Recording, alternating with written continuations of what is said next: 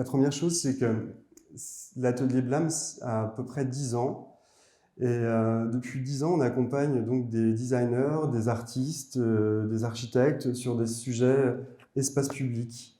On les accompagne dans notre expertise. Et en l'occurrence, on accompagne aussi donc, Ronan et Erwan Broulec, qui sont deux designers mondialement connus. On les accompagne sur tous les sujets un peu complexes qui sont liés à l'espace public. Donc, depuis 10 ans, donc, on travaille sur des sujets très, comment dire, qui sont une sorte d'évocation d'un idéal urbain. Donc, on essaye de fouiller comme ça dans le patrimoine du design, dans le patrimoine, pardon, de l'architecture. On essaye de fouiller un peu dans ce patrimoine-là et de faire en sorte d'amener un peu de la beauté, d'amener de l'élégance comme ça dans l'espace public. Et on a transcrit ça à travers des maquettes qu'on a présentées en 2016 au Champ Libre à Rennes. Donc on a proposé une centaine de maquettes qui étaient des suggestions d'aménagement dans l'espace public. Cette exposition a connu un très grand succès, donc on a eu 60 000 visiteurs, des archis, des urbanistes, des designers, et aussi des municipalités qui sont venues un peu faire leurs courses, en tout cas dans ces maquettes-là. Et ça a donné naissance à de nombreux projets dans l'espace public. Un projet à Miami, donc un projet à Rennes, un belvédère qu'on a installé sur la Vilaine. Et ça a donné aussi naissance aux fontaines des Champs-Élysées. Donc suite à cette exposition, en juin 2016, le Fonds pour Paris, qui dépend donc de la ville de Paris, a sollicité Ronan et Erwan Broulec pour rénover, justement, pour amener en tout cas un peu de nouveauté sur les Champs-Élysées, en l'occurrence sur le rond-point Marcel Dassault. Sur ce rond-point, donc, il y a 6 fontaines qui ont connu plusieurs existences en tout cas. Donc on a une première existence, 6 premières fontaines qui ont existé donc, au 19e siècle avec Alphand. Donc c'était des fontaines qui étaient relativement simples, très basses, qui ont duré quand même un certain nombre de temps, jusqu'à Lalique en 1932, et qui a été démantelée en 1958. Donc c'est une fontaine qui était extrêmement fragile, qui n'était pas du tout dimensionnée pour l'espace public. Et donc l'idée a été de démanteler cette fontaine-là en 1958, pardon.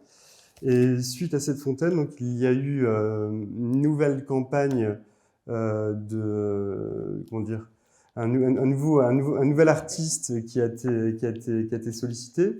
En l'occurrence, c'est Ingrand, qui a donc construit une fontaine qui était déjà plus durable, qui était évidemment moins cassante, moins fragile, etc. Donc cette fontaine, elle a existé jusqu'en 1998, jusqu'à la Coupe du Monde de football qui a fini par l'achever, sachant qu'elle a été vraiment littéralement piétinée.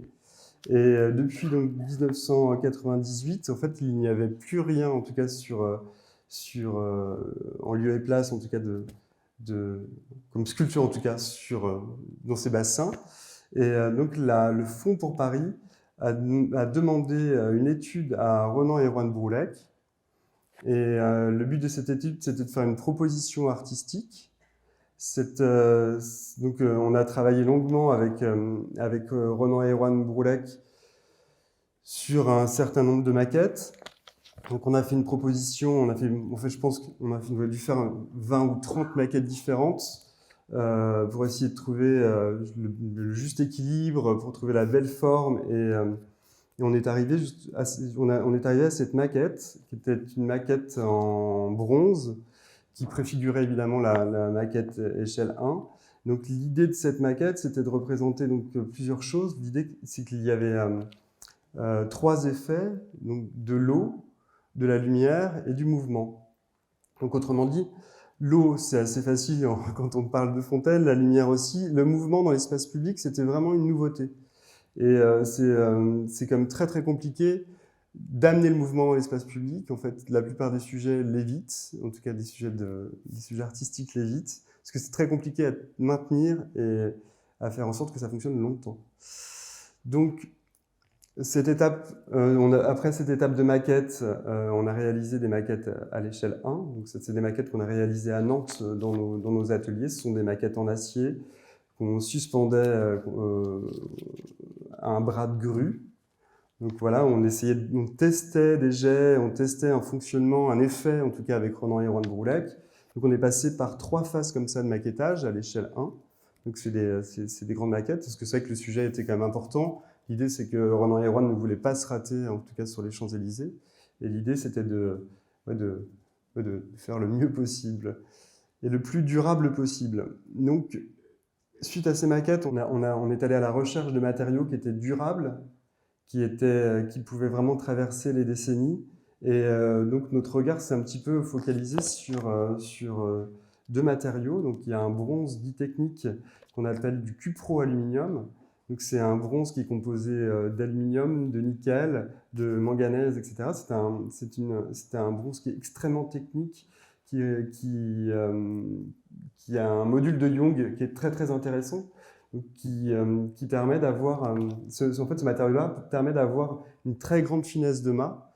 Donc on a un mât aujourd'hui qui fait 168 mm de diamètre, les fontaines font 13 mètres de haut, si vous voulez, on a 6 fils, on a 6 mâts qui sont d'une très grande finesse, qui sont disposés dans l'espace public, et c'est un exploit en fait. Ce matériau permet des choses juste incroyables. Et donc, il y avait ce bronze technique, donc le cupro-aluminium, qu'on a marié donc, au cristal de Swarovski. Donc, ce que vous voyez là sur la photo, à gauche de la photo, c'est ce complexe en cristal qui a été développé donc, à Wattens, en Autriche, par le cristallier Swarovski. C'est un cristal qui est vraiment extrêmement intéressant parce que foncièrement amener aussi du cristal dans l'espace public, c'est risqué, donc il fallait trouver une parade pour faire en sorte que cela puisse durer. Donc l'idée, ça a été de faire comme si c'était une vitre d'une voiture. En tout cas, on a travaillé sur un cristal qui est feuilleté. Et si vous jetez une pierre sur ce cristal-là, vous n'avez aucun débris qui tombe. Tout est tenu justement par ce feuilletage. Donc on a rendu, entre guillemets, possible l'usage du cristal dans l'espace public. Là, je vais passer à cette vue, cette petite axe qui décrit un petit peu comment sont construites les fontaines des Champs-Élysées. Donc, vous avez deux choses. Vous avez évidemment le bassin. Sous ce bassin, nous avons créé des chambres pour recevoir la partie mécanique en fait des fontaines des Champs-Élysées. Donc, l'idée, c'était d'amener justement l'eau, l'électricité et le mouvement dans ces galeries qui ont été créées donc spécialement. Donc là, vous avez sur cette représentation donc le châssis que vous voyez tout en bas, toute la solution, le petit éclaté là qui correspond justement à des solutions de mise en mouvement qu'on appelle un boîtier roulement qui est composé de roulements très techniques qui ont été développés par SKF. Vous avez après donc toute la partie qui est la partie visible des fontaines avec ce grand mât, ces 6 branches et vous avez des grands tombants comme ça qui sont en inox 300 cl avec du cristal qui vient habiller toutes ces parties-là. Donc là, vous avez 3204 éléments en cristal, vous avez 5 tonnes de matériel par fontaine, vous avez 2 tonnes de châssis, en fait, ce sont des pièces qui montrent pas grand-chose de l'extérieur, en tout cas techniquement, mais qui sont extrêmement techniques. Vous avez énormément de petites choses embarquées, comme je le disais à l'instant, de moteurs, de roulements et de collecteurs tournants, de joints tournants qui permettent justement la mise en mouvement, la mise en lumière et la mise en eau, en tout cas, de ces éléments-là. Et là, je vous présente aussi un sujet, c'est une solution qui permet justement de mettre en mouvement la fontaine. C'est une une pignonnerie et qui a été développée spécialement, en tout cas pour les fontaines, en acier, avec une denture bien précise qui permettait aux fontaines de tourner dans un rythme extrêmement doux. En fait, on est à 0,33 tours minute. Donc on est sur vraiment un rythme qui est quasiment imperceptible. Plein de gens passent à côté des fontaines et me disent « mais les fontaines ne tournent pas ». En fait, elles tournent. Et si vous allez dans le sens de la rotation des fontaines, vous passez en voiture, vous passez à pied, en fait, le mouvement des fontaines disparaît complètement. Ça, c'est vraiment intéressant. Et on a énormément de retours là-dessus en nous disant « les fontaines ne fonctionnent pas réellement, mais elles fonctionnent ». Et ce mouvement est souvent imperceptible. Je vous présente aussi certaines pièces qui ont été faites en fonderie. C'est vrai qu'aujourd'hui, en fait, quand on voit les fontaines, on s'aperçoit donc assez peu de cette complexité. Ce matériau, le cupro-aluminium, c'est un matériau qui est un matériau, comme je le disais tout à l'heure, très durable, qui a des caractéristiques techniques extrêmement intéressantes, mais ce matériau-là n'existe pas en tube. Donc il a fallu créer des mâts sur mesure. Donc on a créé donc, ces mâts à partir d'un procédé de fonderie qui s'appelle la centrifugation. Donc on a centrifugé des morceaux de mât qui faisaient 2,50 m, et après le jeu, ça a été d'assembler ces morceaux pour composer des mâts qui, eux, faisaient 13 mètres. Donc il y a eu énormément d'enjeux techniques, d'usinage pour rendre ça possible. Donc ça a été vraiment d'une grande complexité. Je ne pèse pas mes mots en disant ça. Ça a été une histoire très longue et très délicate. En tout cas, de trouver cette justesse parfaite du matériau, du dessin. Là, donc sur ces images aussi, je vous présente le sujet évidemment à gauche, qui est un sujet purement de fonderie, donc qui retraduit ce que je disais un instant sur cette coulée centrifuge. Vous avez sous la coulée donc, il y a un moule qui est en rotation, qui tourne à 3000 tours minute et qui projette la matière sur l'extérieur, vraiment sur l'extérieur, grâce à cette centrifugation. Et après, vous avez cette grande partie qui s'ouvre et qui vous récupérez donc le tube qui est formé. À droite, vous avez une jonction de branches qui est telle en inox 300 CZL. Je parle un peu technique comme ça parce que c'est des inox qui sont vraiment dédiés espace public. En fait, ce sont des matériaux qui peuvent vraiment subir l'outrage du temps, qui sont juste incroyablement durables. Vous pouvez les mettre dans des univers très pollués. Vous pouvez parce qu'évidemment, il y a énormément de pollution avec les voitures et d'autres sujets aussi parisiens. Donc là, l'idée, c'est d'utiliser des matériaux vraiment qui avaient cette noblesse et qui permettaient ça, justement, de rendre durable au maximum cette fontaine. Donc là, je vous montre quelques procédés d'assemblage. Donc sur le cupro-aluminium à gauche, avec ces assemblages qu'on appelle des tenons, qui sont vraiment extrêmement subtils et fins aussi. Donc on est sur des assemblages, encore une fois, d'horlogerie, et on emmène cette précision dans l'espace public. Donc c'est vraiment très rare. En tout cas, je connais peu de sujets comme celui-ci qui amène ces subtilités-là, en tout cas ce niveau de détail, de détail dans l'espace public. Les fontaines, donc les 6 fontaines des Champs-Élysées sont composées de 3204 éléments de cristal. Tous ces éléments-là ont été faits donc dans les usines de Swarovski en Autriche. Tout a été monté à la main, tout a été vu comme des perles qu'on assemblait une à une pour composer ces grands tombants de cristal. Et l'idée, c'est que à travers ces perles-là, on y a glissé 2 LED qui viennent en fait éclairer le cristal par diffraction. Donc on éclaire l'épaisseur du cristal, et vu que le cristal est facetté, en fait la lumière tourne à l'intérieur des modules en cristal, et ce qui nous donne un petit peu l'illusion d'un éclairage qui est vraiment périphérique.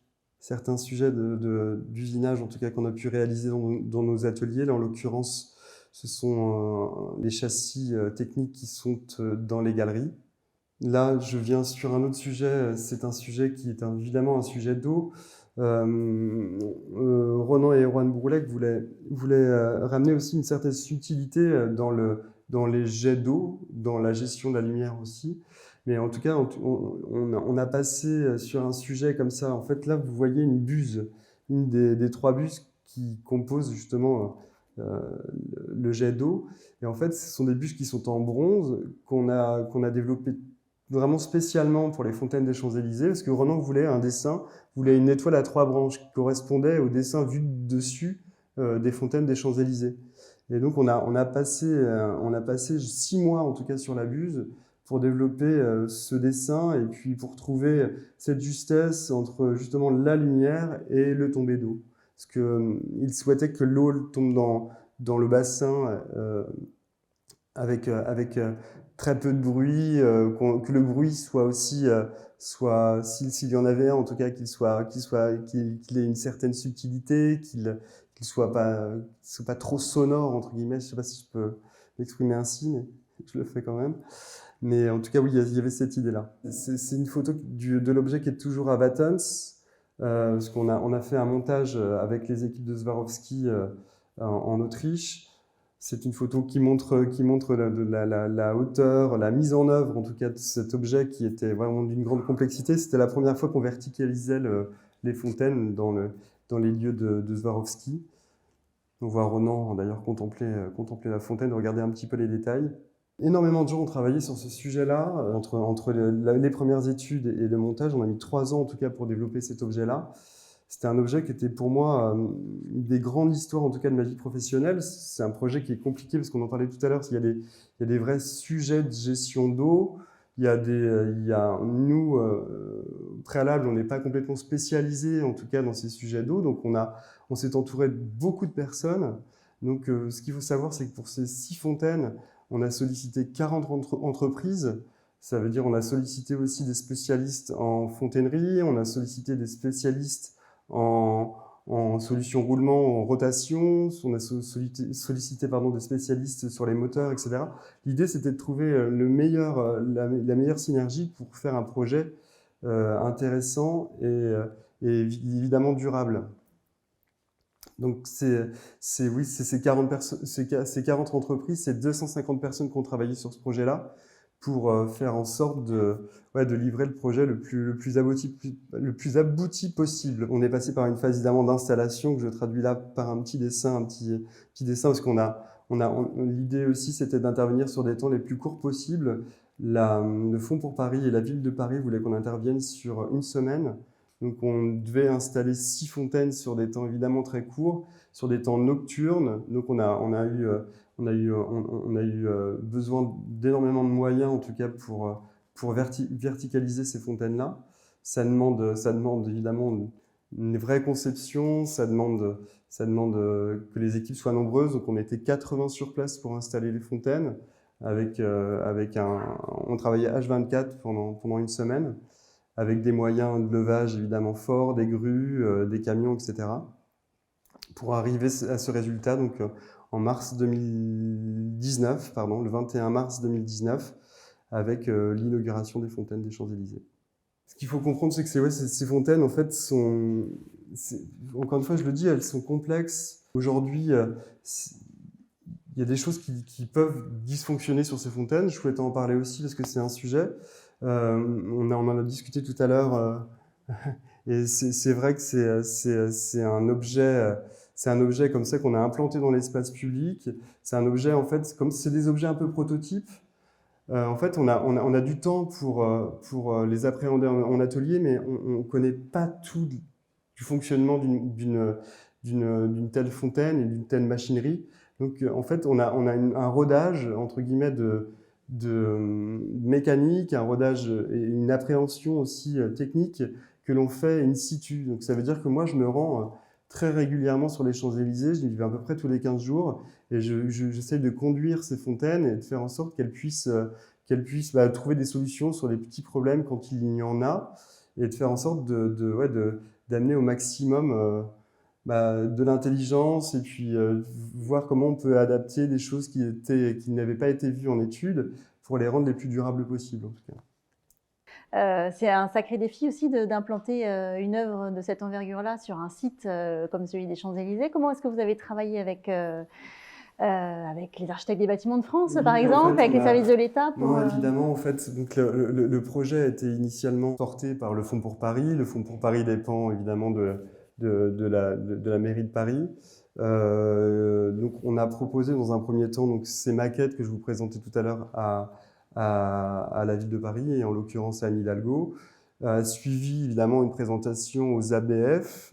L'idée, c'était quand même de faire valider en tout cas ce projet-là par l'autorité de ville de Paris, l'autorité évidemment des architectes des bâtiments de France. Et in fine, on a présenté aussi ce projet-là à la commission des sites, qui a donné son aval pour qu'on puisse donc installer cet objet au rond-point du Marcel Dassault. Sans acter les choses via ces autorités-là, on n'aurait jamais fait ce projet-là, évidemment. Merci beaucoup Merci à vous. pour cette... Merci.